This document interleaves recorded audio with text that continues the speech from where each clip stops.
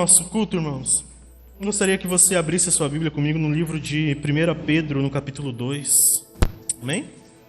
1 Pedro 2, primeira carta do apóstolo Pedro. Amém?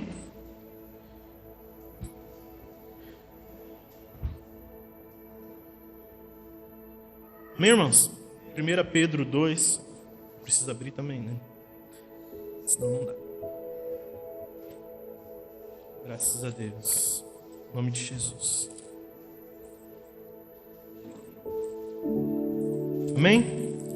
1 Pedro 2, nós vamos ler o verso 4 e 5. Amém? Graças a Deus. Leia comigo então, irmãos. 2, 4 e 5.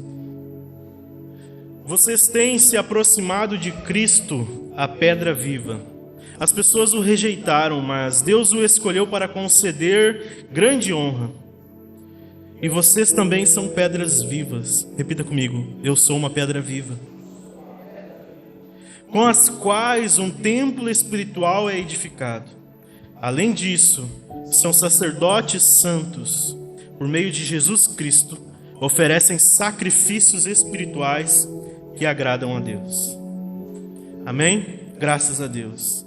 Irmãos, nós estamos falando a respeito de Abraão. Nós usamos alguns textos do livro de Gênesis para falar de algumas das questões que envolveram a jornada do homem chamado Abraão, do qual nós chamamos pai da fé. Amém? E nós já percebemos de cara, irmãos, que Deus, através de Abraão, escolheu para si um povo. Ele pretendeu com Abraão, e ele confirmou isso como uma aliança, amém? Fundar para si uma nação, um povo, a qual ele chamou de Israel. Amém? E da família de Abraão, lembre-se o que ele disse a Abraão: através de ti, Abraão, eu abençoarei todas as famílias da terra. Amém? Você se sente abençoado por essa promessa, mas, amém, graças a Deus, mas principalmente por causa de um propósito, irmãos, que estava ligado a todas essas promessas. Era da família de Abraão que viria o Messias. Amém? Era da descendência de Abraão que nasceria o Redentor de Israel, o Cristo o ungido, o tão esperado Senhor e Salvador. Amém? Quando Cristo vem ao mundo, quando Ele encarna, irmãos, a nossa semelhança, a semelhança de um homem, Deus começa então a projetar para si algo que já era, claro, um propósito na eternidade, que se chama a sua família. Deus tem uma família. Sabe qual é a família de Deus? A igreja. Amém? Ou seja, irmãos, através do Messias, Deus instauraria o seu reino e chamaria para si o seu povo, a qual ele chama agora de igreja. A igreja é a nação santa do Senhor. Amém? A igreja é o povo escolhido e separado por toda a terra. Amém? E quando eu digo igreja, não é a nossa igreja, é a igreja universal de Cristo. Amém? Que está espalhada, irmãos, por todo este globo, independente da denominação, independente da raça, da cultura, independente, irmãos, de qual seja a situação social, aonde tem alguém que se reúne no nome de Jesus Cristo, ele ali é a igreja que faz parte do corpo. Amém? Pelo qual nós devemos também orar e clamar ao Senhor para que o Senhor guarde os seus, né, espalhados por esta terra. Mas a gente acabou de ler aqui o livro de 1 Pedro, né, irmãos, no capítulo 2. Para você ter uma noção de uma coisa. A primeira carta de Pedro, irmãos, é a carta que mais repete a palavra ou os sinônimos da palavra sofrer. Inclusive mais do que todas as outras epístolas do Novo Testamento. Juntas. Pedro fala muito de sofrimento. Por quê, irmãos? Ele está escrevendo para um contexto, para uma igreja, para pessoas que estavam sofrendo perseguição, já no primeiro século. A igreja, você sabe, a gente estava lendo aqui o livro de Atos aqui um tempão, né, irmãos? Perseguição atrás de perseguição. Amém? Ele estava escrevendo para um povo sofrido. Qual era a resposta para tudo isso, irmãos? Perseverem na igreja.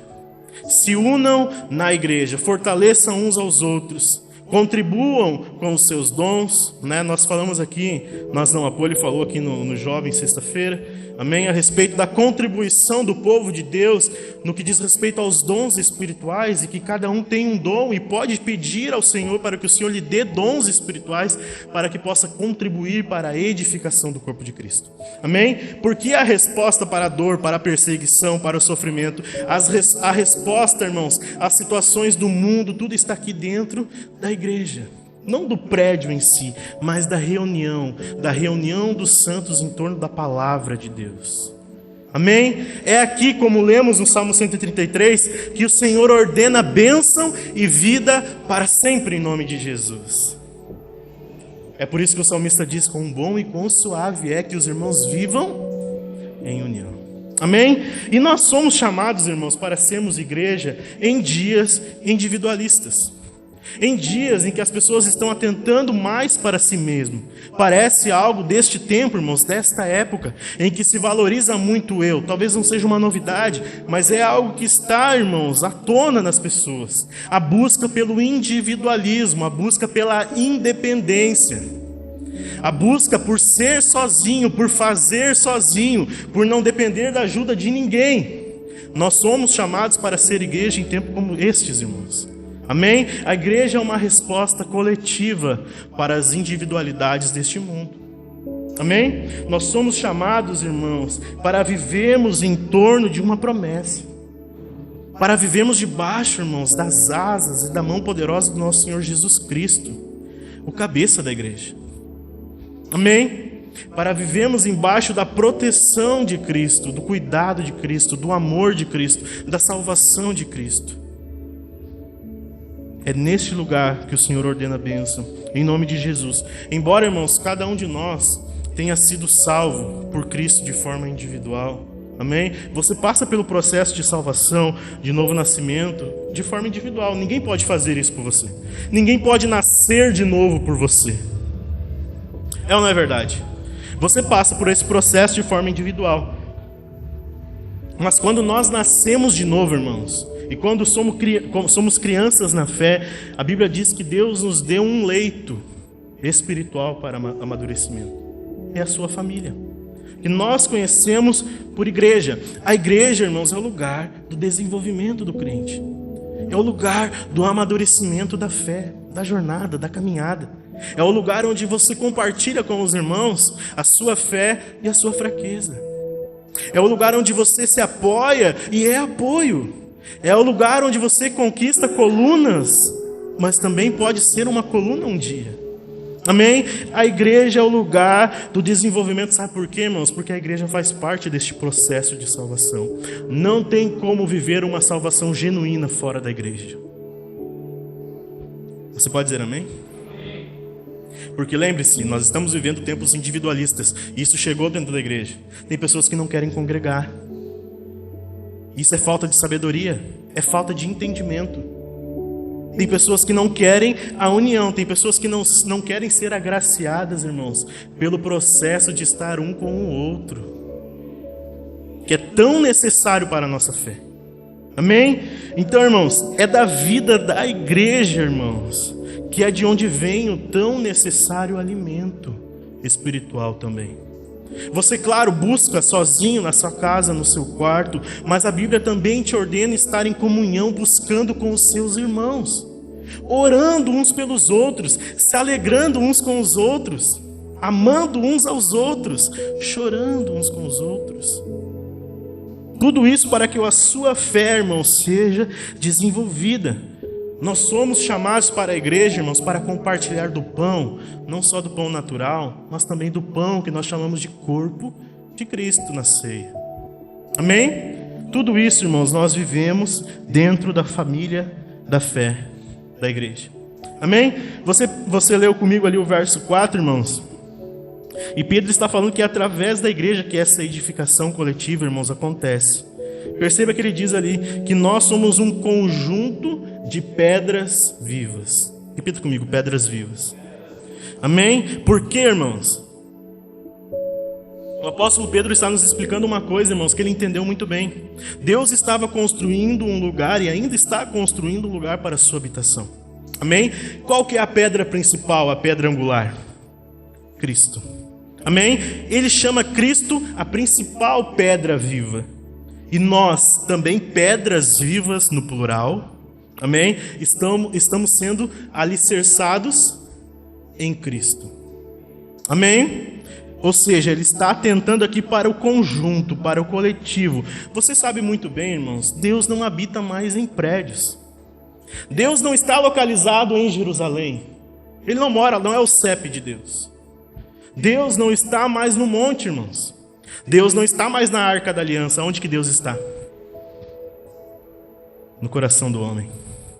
Deus está aqui.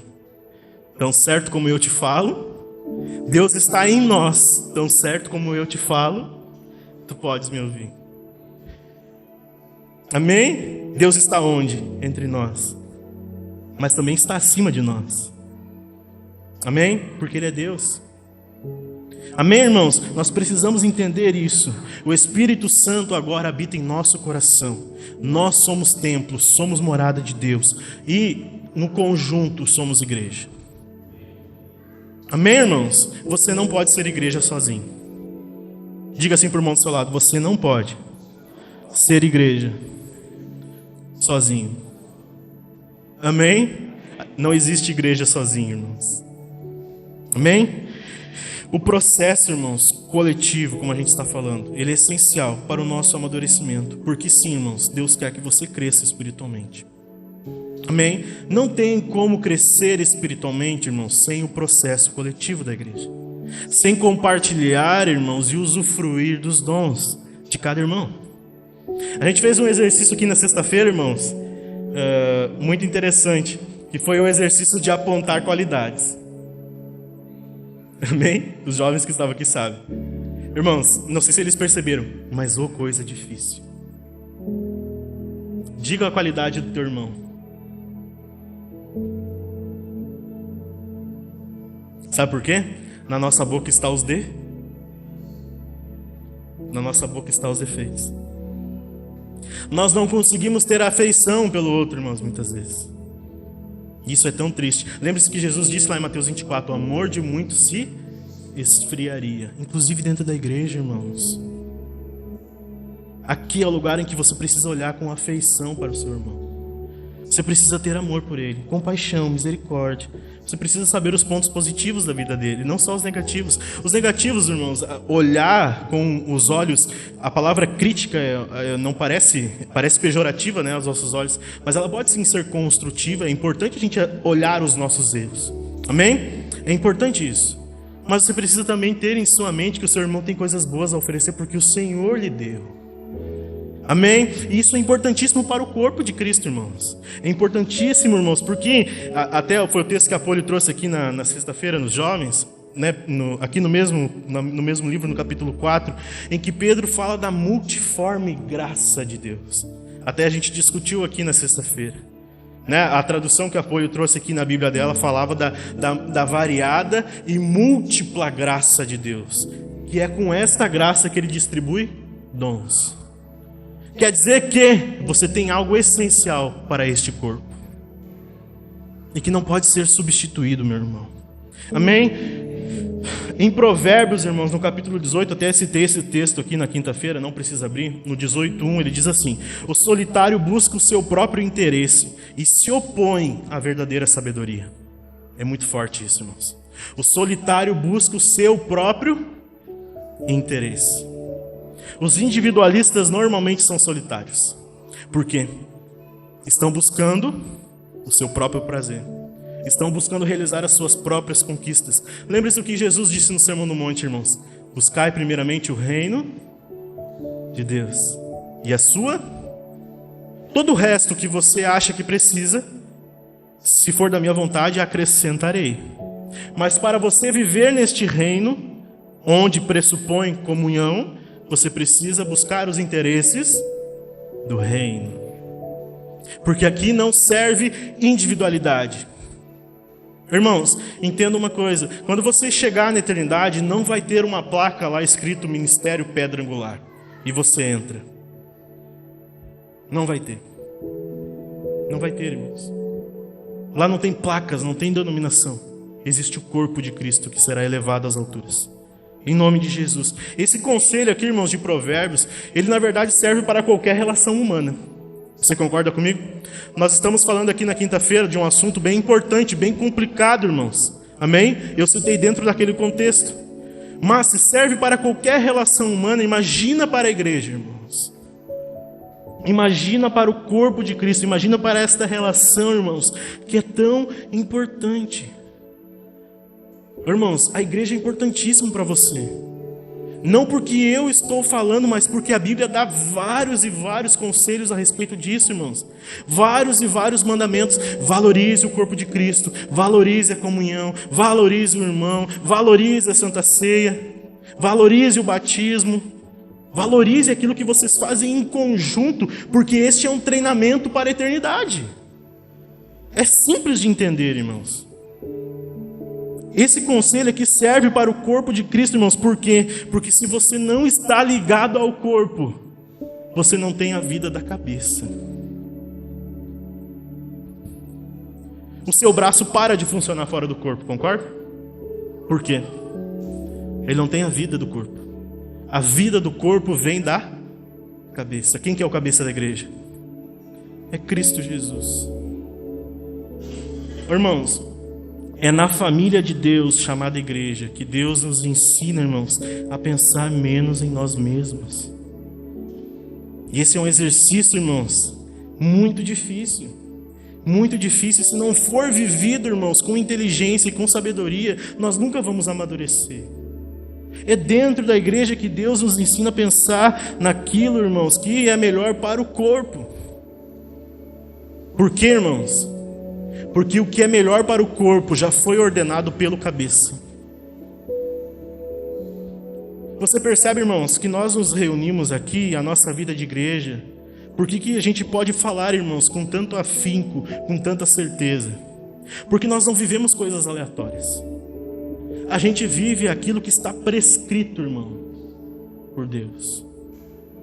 A gente vive aquilo que já está estipulado. A gente vive aquilo que já foi pré-ordenado por Deus para nos organizarmos, para sermos úteis, eficazes, irmãos, na obra que Ele tem feito através da nossa vida. Tudo isso porque estamos debaixo da cabeça. Nós precisamos ser submissos a Cristo, irmãos, em nome de Jesus. Amém? Agora, irmãos, nós precisamos pensar mais no coletivo, sabe por quê? Porque Jesus pensou dessa forma. Jesus, irmãos, foi aquele que abriu mão da sua posição na eternidade de forma momentânea para se esvaziar, para assumir a forma de servo, para vir à semelhança de homem. Se ele foi capaz, irmãos, de tamanho desprendimento, é dentro da igreja que nós aprendemos a imitá-lo. O que é melhor para o meu irmão? O que é melhor para o meu irmão? O que o meu irmão está precisando de mim, da igreja, daquele que está do meu lado, do pastor, do ministro de louvor? O que o meu irmão está precisando? Porque se Cristo, irmãos, abriu mão, eu preciso aprender, irmãos, a abrir mão de buscar os meus próprios interesses sempre. E isso só acontece na igreja, em nome de Jesus. Além disso, irmãos, a igreja é um lugar onde o Senhor quer te tornar mais sábio. Amém? Repita comigo, sabedoria. Você quer ser sábio, irmãos? A Bíblia diz assim que nós podemos pedir a Deus sabedoria, que Ele tem disponibilidade de dar. Mas agora, irmãos, sabedoria para quê? Para usar com quem? A Bíblia diz que Salomão pediu sabedoria a Deus. Amém? O Senhor concedeu. No texto seguinte, irmãos, a Bíblia diz que ele teve que decidir uma questão em Israel. A sabedoria, irmãos, sobre-humana que Deus deu a Salomão era para servir o povo de Deus. A Bíblia diz, irmãos, que tinha 2 mulheres e elas tinham 2 recém-nascidos. De noite, uma delas dormiu sobre o bebê, matou o bebê. Ela acordou de noite, viu que o bebê não estava respirando. Olhou para o lado, tinha um bebê vivo. a mãe estava dormindo, ela foi lá, trocou o bebê. De manhã, quando a outra mãe acordou, percebeu que o bebê estava morto, ela se desesperou, porque ela olhou para o bebê e ela sabia que aquele bebê não era dela. E a Bíblia diz que ambas foram então a Salomão clamar pelo bebê. E Salomão, diante da discussão, do debate, da discórdia, ele disse: então vamos fazer assim. Me dá o bebê vivo aqui, vamos parti-lo ao meio. Fica metade para cada um. A Bíblia diz que a mãe verdadeira se manifestou. Não, deixa assim. Deixa que ele fique com ela então. E assim Salomão soube quem era a mãe verdadeira. Serviço. Serviço ao corpo de Cristo, irmãos. Amém? Nós não buscamos uma sabedoria mundana, irmãos. Porque a sabedoria dos homens, irmãos, busca os seus próprios interesses. Nós buscamos aquele, irmãos, o Deus da sabedoria que desde o princípio ele diz uma coisa: façamos o homem à nossa imagem. Perceba que é no plural desde o início. Façamos a nossa imagem. Pluralidade. Sabe por quê? O seu Deus é um, mas é três. Três pessoas distintas na Trindade formam um único e verdadeiro Deus. Meu irmão, você tem características essenciais para o corpo de Cristo que pertencem ao Pai, ao Filho e ao Espírito. Você tem, meu irmão. Isso é maravilhoso. Isso é maravilhoso. Lembre-se que eu disse aqui alguns dias atrás, irmãos. Tem muitas pessoas dentro da igreja que pensam: Deus pode abrir o mar vermelho. Deus pode, irmãos, fazer alguém ressuscitar. Deus pode ressuscitar Jesus Cristo dos mortos. Ele só não tem poder para me usar. É claro que não, irmãos. Você recebeu, irmãos, algo valioso. A Bíblia diz que você tem um tesouro no vaso de barro. Como diz o pastor Jonas Madureira, você tem que abraçar a sua dificuldade, as suas fragilidades, aquilo que te torna fraco, irmãos, porque é isso que te aproxima de Deus.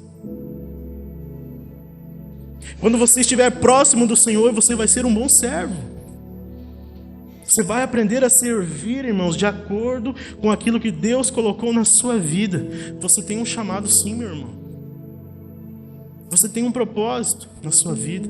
Deus te chamou para algo. Deus espera algo de você, porque Ele te capacitou, irmãos. Ele te capacitou para isso. Em nome de Jesus, eu creio nisso firmemente, meu irmão. Porque se eu acreditasse em mim mesmo, não estaria aqui. O Felipe, de 15 anos atrás, jamais subiria e pegaria um microfone no altar, irmãos. A primeira vez que eu subi em cima do altar para trocar um violão, eu quase faleci. Eu creio firmemente nisso, irmãos, porque é Deus quem capacita pelo seu Espírito. Não está baseado em capacitação humana, irmãos. É claro, você se prepara. Foi falado aqui nos jovens sexta-feira.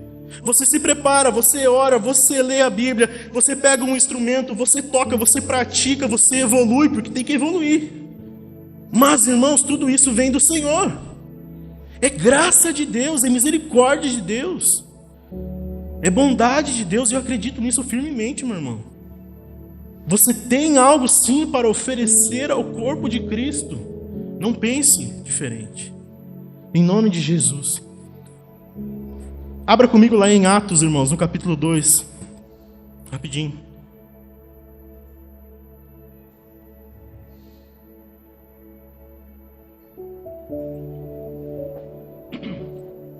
Atos no capítulo 2, verso 42, irmãos. Ele diz assim, Lucas narrando aqui, irmãos, depois do Pentecoste, depois da primeira mensagem de Pedro, a Bíblia diz que é acrescentada à igreja 3.000 almas na primeira pregação. Amém? Então Lucas ele vai fazer um relatório, ele vai descrever, irmãos, o que estava acontecendo naquele ambiente com aqueles irmãos. Ele diz assim: e perseveravam na doutrina dos apóstolos e na comunhão, no partir do pão e nas orações.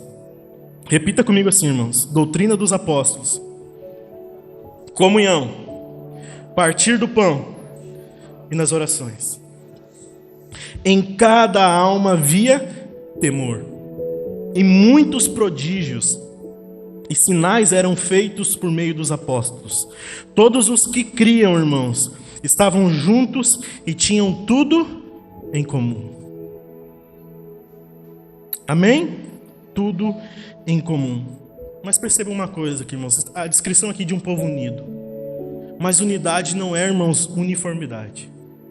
É diferente. Unidade, irmãos, não é uniformidade. Por quê? Irmãos, nós somos chamados a imitar um modelo, Jesus Cristo. Amém? Mas entre nós aqui, irmãos, não somos iguais. Não somos iguais. Alguns têm mais facilidade de se expressar, outros menos.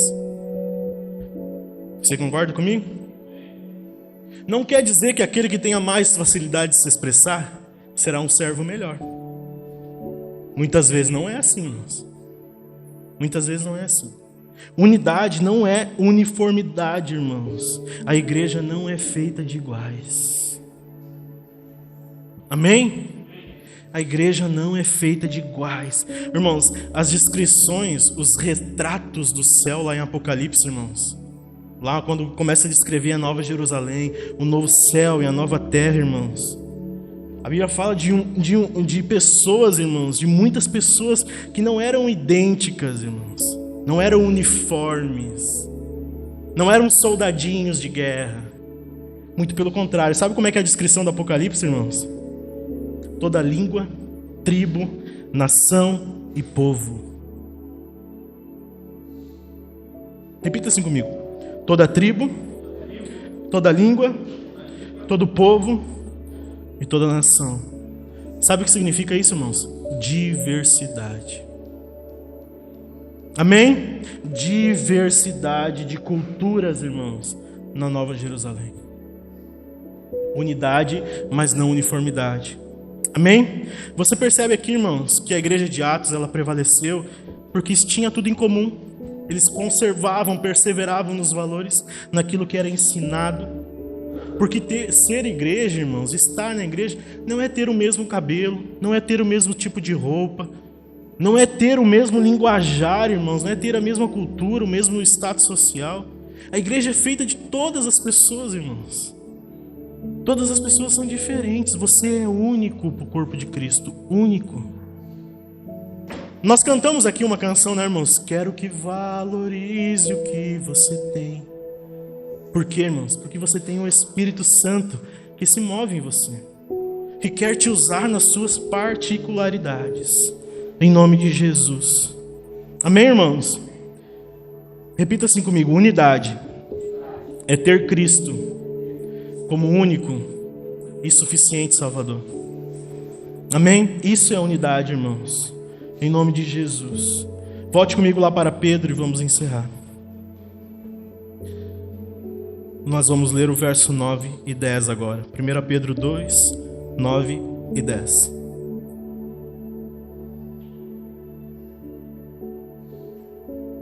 Amém? Ele diz assim: vocês, porém, são geração eleita, sacerdócio real, nação santa, povo de propriedade exclusiva de Deus. Amém? A fim de proclamar as virtudes daquele que os chamou das trevas para a sua maravilhosa luz. Antes, vocês não eram povo, mas agora são povo de Deus. Antes não tinham alcançado misericórdia, mas agora alcançaram misericórdia. Amém? Irmãos, o texto fala por si. É uma bela descrição do povo de Deus. Irmãos, você precisa entender uma coisa. Você foi chamado para ser santo. Mas a santificação é um processo. A santidade será na glória. Sabe o que a Bíblia quer dizer quando te chama de santo, irmãos? Você é separado. Você foi tirado das trevas e foi colocado, enxertado na videira para fazer parte exclusiva do corpo de Cristo, para ser propriedade de Deus, raça eleita, nação santa. Amém? Sabe qual que é a nação do Senhor, irmãos? A igreja. Amém? Agora, irmãos, para encerrar aqui, quero te fazer alguns alertas. Primeiro, irmãos, qualquer um de nós aqui pode estar na igreja e não viver a igreja por completo. E isso nós temos que pensar. Amém? Ser igreja não é a mesma coisa que estar na igreja. Amém? Em nome de Jesus. Agora, nós só vivemos, irmãos, a vida de Deus quando estamos conectados à sua família. Você quer fazer parte da família de Deus? Irmãos, qualquer pessoa em sã consciência diria sim. Mas isso é algo que foi conquistado por você. Amém? Jesus te deu esse direito. Você faz parte do povo da aliança. Essa aliança, irmãos, é superior à aliança que Deus tinha com Abraão. Amém? Você pode dar glórias a Deus por isso, irmãos. É superior à aliança da circuncisão. Você não foi marcado, irmãos, como eram marcadas as crianças no prepúcio aos 8 dias de idade. Você foi marcado por Cristo em seu interior. Você tem o selo do Espírito. Em nome de Jesus. Amém, irmãos? É na união do seu povo, irmãos, como nós lemos pelo salmista, que Deus derrama suas bênçãos. Para encerrar, irmãos, o pastor Rodrigo Bibo, ele escreve em seu livro uma frase, irmãos, que eu considero muito importante. Ele diz assim: o caminho para o Pai passa pelos pés dos meus irmãos e irmãs. Repita assim comigo: o caminho para o Pai passa pelos pés dos meus irmãos e irmãs. Amém, irmãos? Você pode dar glória a Deus por isso? Valorize o seu irmão, valorize a família de Deus, valorize a igreja. Em nome de Jesus. Se coloque de pé.